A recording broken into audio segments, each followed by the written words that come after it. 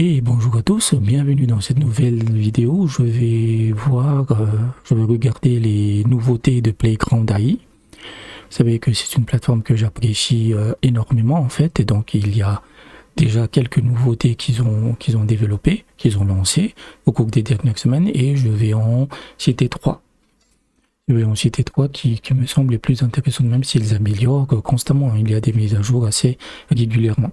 Donc la première, c'est l'arrivée de leur nouveau modèle qui s'appelle Playground V2. Voilà, ils avaient déjà lancé le V1, mais qui n'était pas, c'était pas assez bon en fait comparé aux modèles commerciaux. Donc ça, c'est le V2 qu'ils ont entraîné sur le STXL. Le premier, c'était sur 1.5. C'est Apple TV 1.5, ça c'est STXL, et ils disent que sur des évaluations humaines, c'est-à-dire qu'ils ont généré côte à côte des images normales et avec Playground V2, les utilisateurs préfèrent largement ce modèle-là. Donc on va essayer de voir ce qu'il donne. Donc on va utiliser une seule prompt qui est une belle femme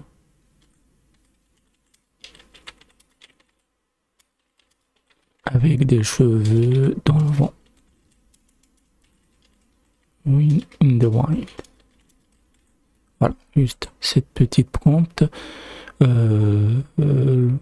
Ça, maintenant, ils ont déjà une prompt négative par défaut, ce qui c'est largement suffisant. Le reste, on va pas changer, on va juste mettre une image. La dimension, c'est 768 x 532. Et ça, on verra tout de suite qu'il y a un problème avec ça, avec ce modèle-là. Donc, on génère.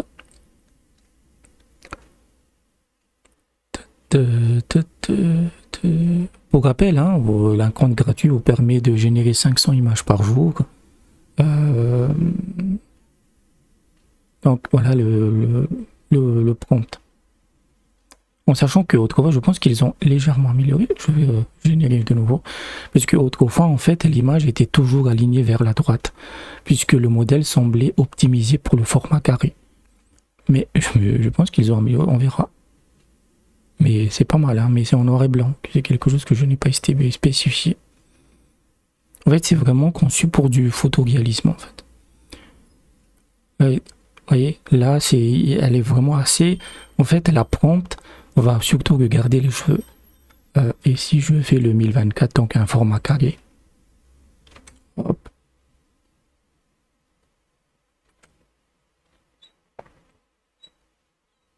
Mais vraiment, c'est vraiment bien. Hein. C'est vraiment excellent. Après, je trouve toujours que la peau, c'est pas une peau trop lisse en fait. Mais l'aspect cheveux est vraiment bien. Voilà. Là, vous voyez, on voit clairement que c'est optimisé pour du format carré. Donc, il donne des bons résultats, mais je préfère le mien en fait.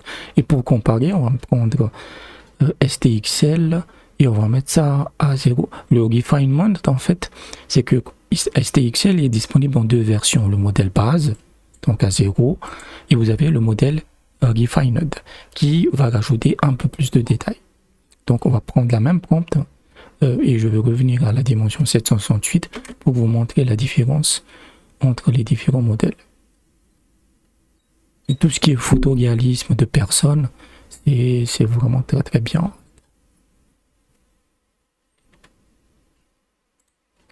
Donc ça c'est le modèle de base, ok. Donc c'est déjà pas mal, hein, c'est déjà pas mal. Et on va juste augmenter, parce que là je savais pas en fait.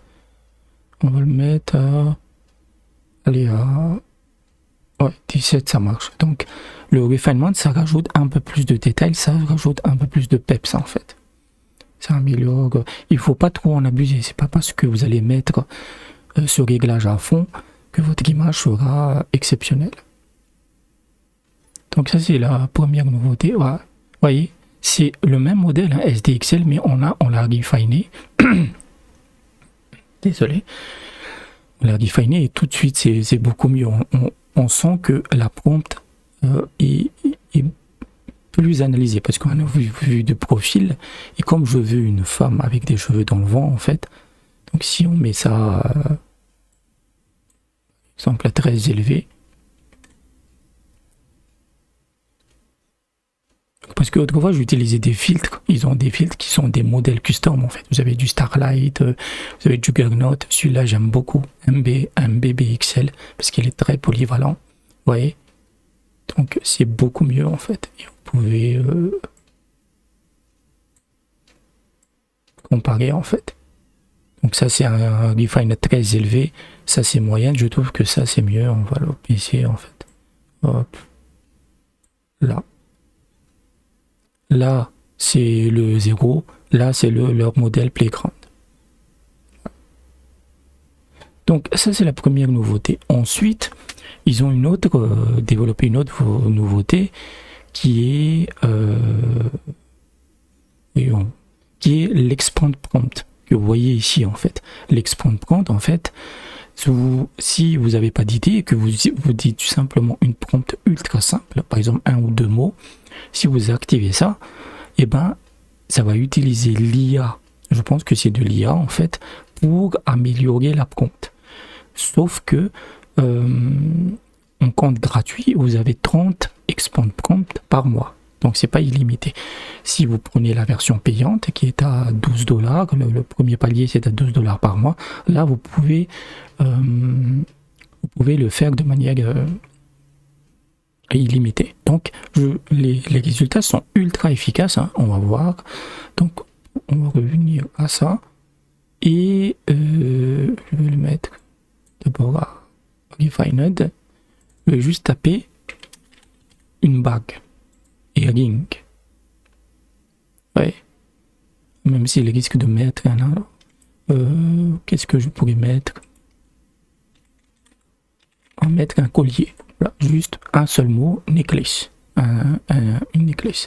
Donc ça c'est le modèle vraiment de base, sans l'extension de prompt activée.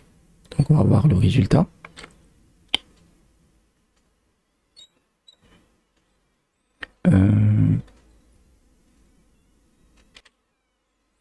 Donc ça c'est notre collier en modèle de base, hein. C'est pour ça que je dis que STXL c'est quand même pas mal, parce que même en défaut sans aucune amélioration, il donne de bon. On va améliorer ça, juste 17 sont pas mal.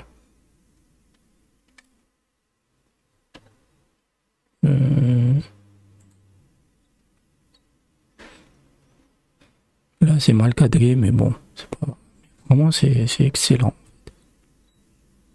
SDXL écrase Midjourney, hein. Je veux dire que si vous utilisez Midjourney, abandonnez quoi. Si vous devez payer pour Playground. Vous avez aussi Leonardo. Beaucoup de gens parlent de Leonardo. Moi parce que Leonardo en compte gratuit c'est très limité en fait. Voilà. Et c'est beaucoup mieux. Après il a abandonné la décoration, etc. Donc c'est beaucoup plus refined avec la chaîne et tout. Et on va garder. Est-ce qu'on garde? Non, on va le mettre à 0. Et pour vous montrer ce que cette prompt. Donc là j'active. Ok. Et je vais générer. Donc là il est en train de regarder, il est en train d'étendre la prompt. Et voici ce qu'il génère. Vous voyez, juste le collier et il va générer tout le reste de la prompt pour en faire un truc très complexe en fait. Voilà, tous les paramètres de prompt, c'est lui qui va l'ajouter. C'est une option vraiment cool. Voilà, vous voyez la différence. Et c'est à 0, hein, et c'est vraiment le modèle de base en fait. C'est impressionnant. Donc malheureusement, bon, c'est normal qu'il le réserve en usage limité pour tac, j'aimerais. Et la troisième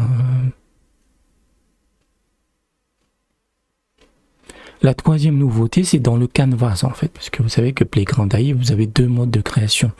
Vous avez le mode classique, hein, vous générez les images, et vous avez le canvas qui se trouve, vous pouvez accéder ici en fait, créateur de canvas.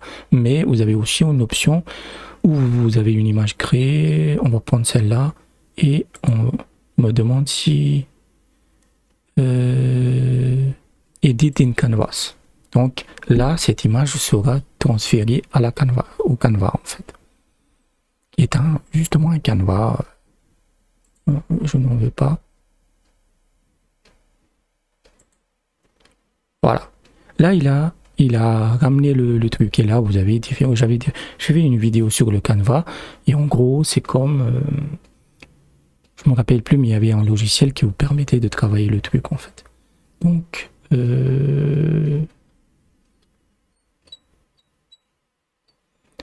On va déplacer le truc.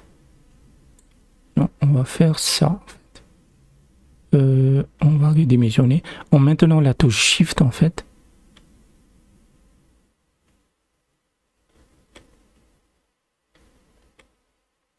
Hop.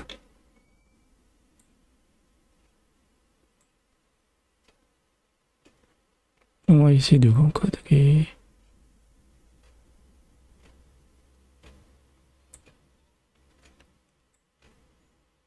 Voilà. Là, quand le truc rouge apparaît, voilà. Voilà. Et ça, on va pour prime. Ah, c'est le maximum. On va prendre comme ça. Donc, ça, c'est de l'outpainting, vous voyez, ici. L'outpainting, ça étend l'image. L'outpainting, il faut bien comprendre que l'IA, quand elle génère l'image, c'est ça qu'elle voit. Elle voit pas ça, en fait. Et elle voit pas ça. Donc, c'est toujours très important de garder à l'esprit. Si vous mettez une prompt, mais je vais pas mettre une prompt, je vais juste générer. Je me demande si le modèle, quel modèle j'ai utilisé. Je me demande si j'ai pas fait une connerie en fait.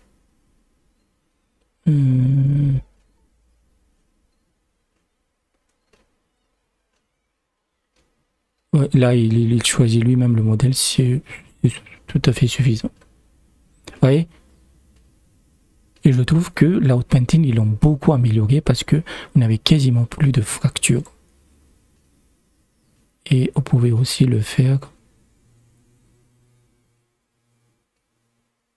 Voilà. Hop. Mon écran est petit donc je vois pas tout, mais ça vous donne une idée en fait. Et avec une petite image en fait. Oh, non, c'est pas ça. Avec une petite image de dimension, vous pouvez ensuite l'étendre en fait. Par exemple pour des bannières, pour des gros flyers, etc. Donc ça existait déjà, hein. Ça existait déjà, mais je vais créer autre chose pour vous montrer une autre chose. Ah merde, il a mis du texte. CTRL Z et vous pouvez générer de nouveau.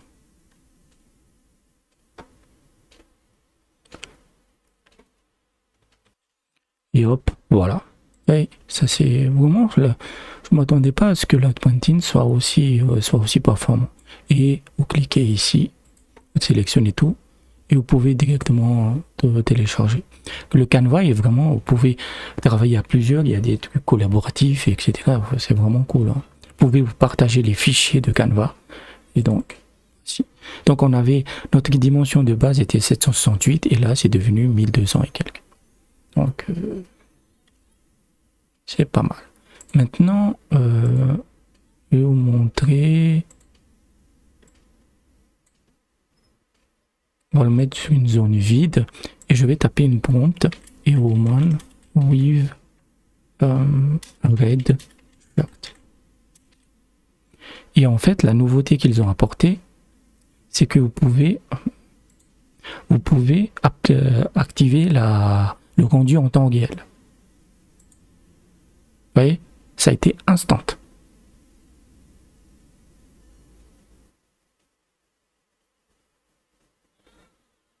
Ça a été instant en fait. Et si je fais ça,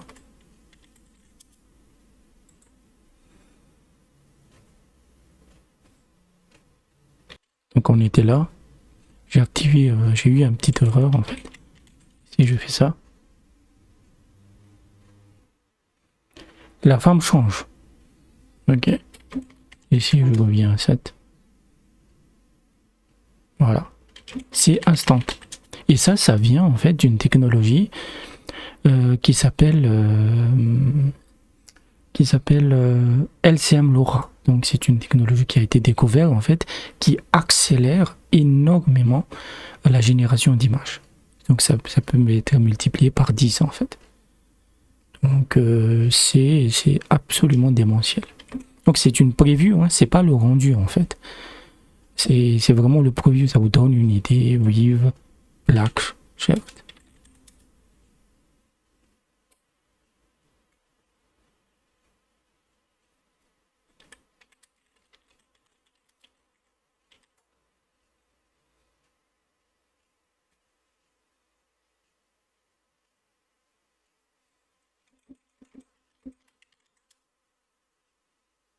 Vous pouvez continuer, vraiment c'est impressionnant en fait.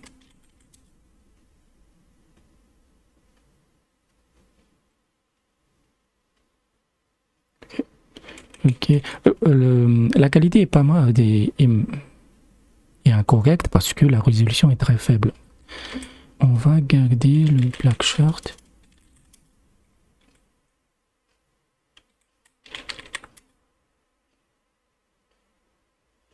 Voilà, et elle a gardé le t-shirt. Donc c'est le rendu en temps réel.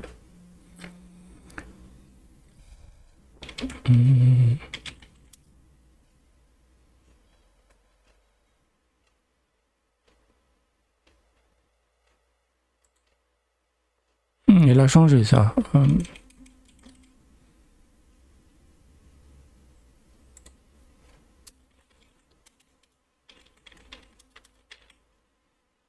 Qui tient un stylo. Voilà. Après on ne le voit pas bien. Il y a un jouet. C'est pas encore totalement parfait. Hein. Et là, vous pouvez changer les résultats si ça vous plaît pas en fait. Vous pouvez directement faire le rendu en temps réel. Ça.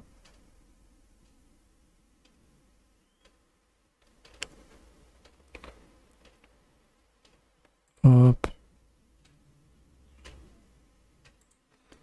Je n'arrive pas à comprendre la pente.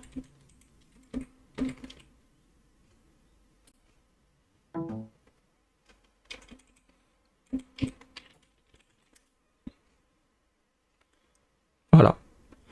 Et si vous cliquez sur générer, ça va générer votre image. Donc, plutôt que de générer à chaque fois, en fait, et attendre que le résultat, là, vous pouvez déjà avoir une image finale quasi en temps réel, en fait. Et vraiment quasiment en temps réel.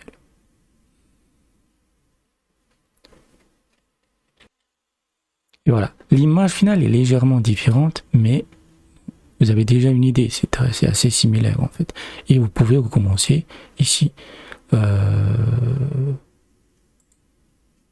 Si maintenant on augmente le truc, ouais, l'image est beaucoup mieux. Parce que là, on est déjà à 1024 en fait.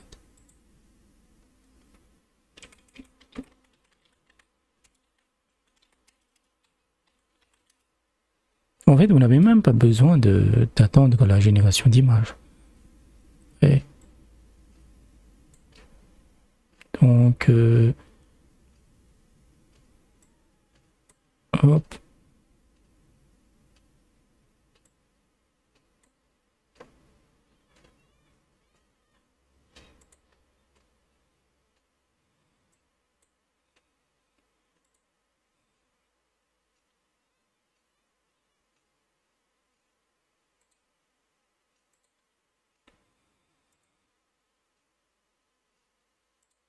Et vous pouvez vous amuser. Vous pouvez vraiment vous amuser comme vous voulez. Donc, voilà les trois nouveautés. La première, c'est l'arrivée de Playground AI. Playground V2, qui donne de bons résultats, même s'il vaut pas mal bidouiller avec. Vous avez l'expand prompt que je trouve extrêmement intéressant pour ceux qui en ont marre d'avoir des mauvaises images parce qu'ils n'ont pas d'idée pour les paramètres de prompt. Et vous avez le Canva qui vous permet de faire du composting en temps réel. Et donc, j'espère que vous avez apprécié la vidéo. N'hésitez pas à laisser un pouce bleu. N'hésitez pas à vous abonner. Et je vous dis peut-être. À bientôt.